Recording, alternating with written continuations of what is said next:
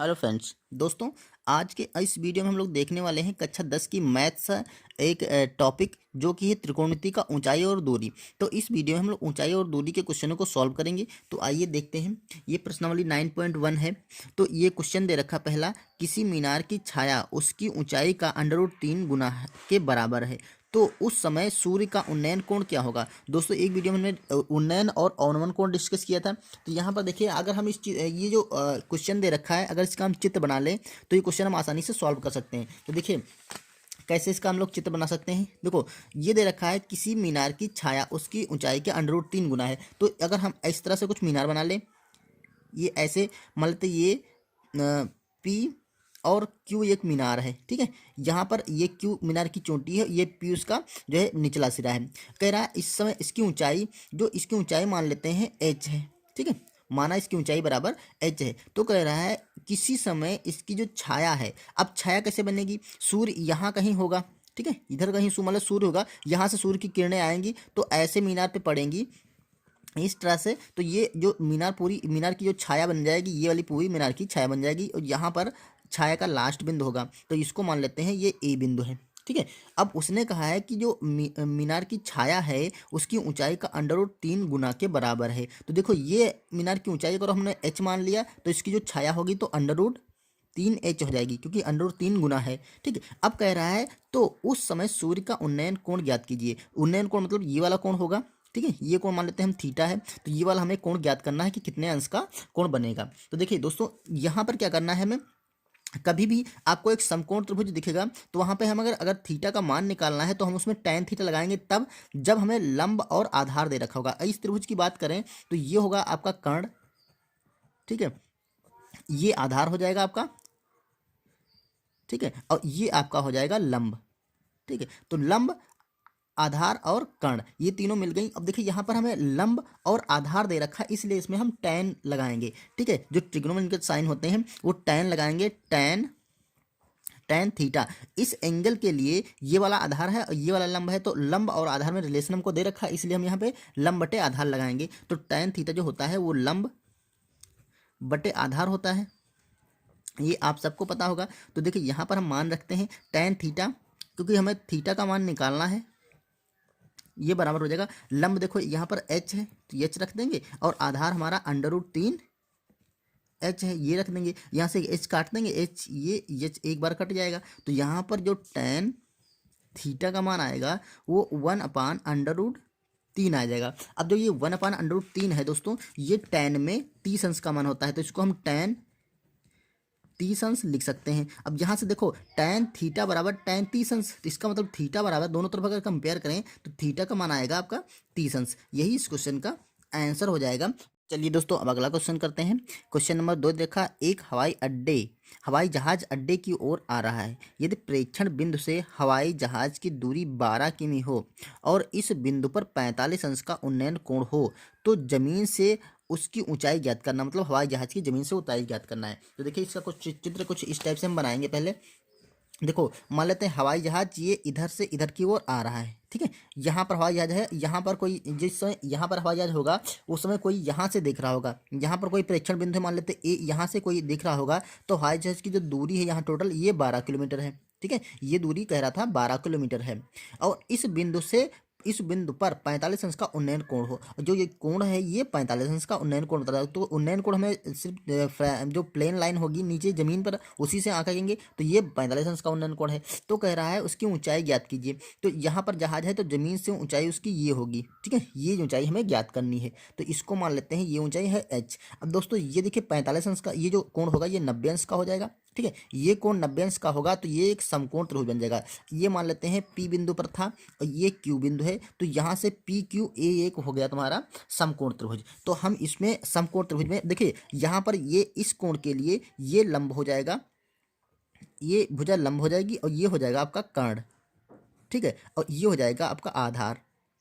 तो अब देखिए हमें लंब और कर्ण दे रखा है, तो इसमें हम रिलेशन बनाएंगे। कौन सा रिलेशन लगेगा, तो देखो यहाँ पर क्वेश्चन हम लिख सकते हैं कि समकोण त्रिभुज कौन सा है, पी क्यू ए में इसमें लगाएंगे तो हम इसमें देखिए लंब और कर्ण दे रखा तो साइन लगाएंगे, साइन 45 अंश बराबर हो जाएगा लंब बटे कर्ण होता, साइन लंब बटे कर्ण होता है, तो लंब आपका है h और कर्ण आपका है 12 किलोमीटर। ठीक है, ये 12 किलोमीटर है। अब यहाँ से हम साइन 45 का मान रखेंगे, तो जो साइन 45 का मान होता है 1/√2 होता है, ये बराबर हो जाएगा h/12। ठीक है, अब यहाँ से हम h का मान निकाल सकते हैं। दो कैसे निकालेंगे, क्रॉस मल्टीप्लाई करेंगे इसे, तो यहाँ पर हो जाएगा √2 इंटू एच बराबर आपका यहाँ पर है 12, और यहाँ से देखो h जब हम निकालेंगे तो h बराबर हो जाएगा आपका 12/√2। ठीक है, जब नीचे √2 होता है तो हम क्या करेंगे, इसको इसको √2 से √2 को मल्टीप्लाई करेंगे, ऐसे करके √2/√2। इसको सिंप्लीफाई करने के लिए हमें ये करना पड़ेगा, तो यहाँ पर देखिए ऊपर हो जाएगा 12/√2। ठीक है, और नीचे क्या हो रहा है, 2 और 2 √2 का मल्टीप्लाई हो जाएगा, टू अंडर हट जाएगा, 2 बचेगा, तो यहाँ से 2 से कट करेंगे, 2 से 6 बार जाएगा, तो यहाँ पर देखो h का जो मान आ गया वो बराबर हो जाएगा आपका 6/√2। ठीक है, तो ये इतने किलोमीटर आएगा। तो जो ज़मीन से जो जहाज़ की ऊंचाई होगी वो 6/√2 किमी आ जाएगी। ठीक है, तो यही इस क्वेश्चन का हमारा आंसर हो जाएगा। ठीक है, तो इस तरह से इस क्वेश्चन को हम सॉल्व कर सकते हैं। तो चलिए अब नेक्स्ट क्वेश्चन देखते हैं। चलिए बीच के क्वेश्चन हम लास्ट वीडियो में डिस्कस कर चुके हैं। यहाँ पर क्वेश्चन है, एक पतंग की डोर 100 मीटर लंबी है तथा यह आसमान में उड़ते समय क्षैतिज तल से 60 अंश का कोण बनाती है। यह मानते हुए कि पतंग की डोर बिल्कुल सीधी तनी हुई है, पतंग की क्षैतिज से ऊंचाई ज्ञात करना है। तो देखिए इसने क्वेश्चन में ऐसा कहा है कि एक पतंग की डोर 100 मीटर ऊंची 100 मीटर लंबी है। ठीक है, देखो सपोज दैट यहाँ पर कोई लड़का का पतंग उड़ा रहा होगा, ठीक है, और पतंग यहाँ पे उड़ रही है, तो पतंग की डोर जो है 100 मीटर लंबी है। उसने कहा है, देखो ये क्वेश्चन में ये बताया है कि पतंग की जो डोर है वो बिल्कुल सीधी तनी हुई है। ठीक है, इसलिए हम ये डोर लगाते हैं, यहाँ पतंग लड़का खड़े होकर पतंग उड़ा रहा है और यहाँ पर पतंग है, तो ये जो डिस्टेंस है वो 100 मीटर है, ये 100 मीटर है। और उसने कहा है ये एक पतंग की जो 100 मीटर लंबी है या आसमान में उड़ते समय क्षैतिज तल से 60 अंश का कोण बनाती है, तो जो ये एंगल बनेगा ये वाला बनेगा क्षैतिज तल से 60 अंश का कोण। ठीक है, ये उसने कहा है 60 अंश का कोण बनाती है। तो कह रहा है यह मानते हैं कि पतंग सीधी तनी हुई, पतंग की क्षैतिज से ऊंचाई ज्ञात करना है। मतलब यहाँ पतंग है, यह क्षैतिज से उसे या ये डिस्टेंस उसे ज्ञात करनी है, ये ऊंचाई कितनी होगी। तो यह हम आपको क्वेश्चन समझ में आने लगा होगा कि हम इसको h मानने वाले हैं। ठीक है, ये डिस्टेंस हम h मान लेंगे, और ये हमारा लंब कर्ण दे रखा, अगर ये ट्राइंगल बनाएंगे तो ये समकोण बनेगा, ये 90 अंश का कोण बनेगा, और ये आधार हो जाएगा। ठीक है, और ये लंब हो जाएगा, और देखिए ये लंब हो जाएगा क्योंकि ये वाला एंगल ले रहे हैं ना, और ये हो जाएगा आपका कर्ण।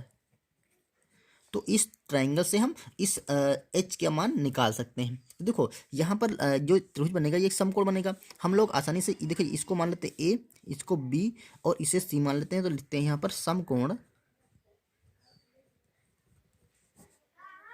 त्रिभुज ए बी सी में, समकोण त्रिभुज ए बी सी में हम कैलकुलेशन करते हैं।